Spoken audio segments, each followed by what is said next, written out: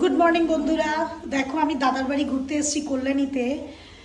সবার আগে দেখাচ্ছি আমার ঠাকুরটা, দেখিয়ে দিই। দেখো, কৃষ্ণ আছে, লক্ষ্মী নারায়ণ আছে, সব আছে, সব সব।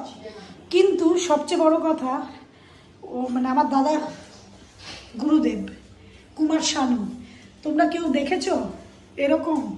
এই দেখো নেতাজি সুভাষচন্দ্র, মানে এদেরকেও ও ঠাকুর হিসাবে পুজো করে।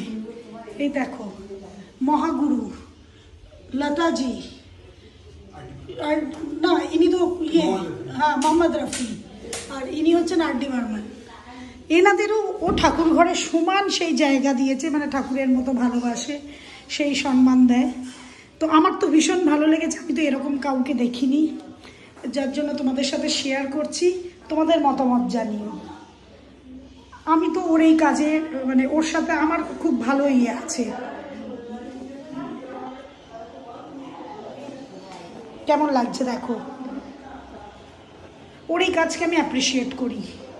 এটা হয়তো তোমাদের কাছে নতুন, কিন্তু কেউ একজন তো এই নতুনটাকে তৈরি করে। এবারে দেখবে এইগুলো দেখে অনেকেই করবে যে গুরুকে এরকম রাখা যায়। আমার খুব ভালো লেগেছে বলে তোমাদের সাথে শেয়ার করলাম।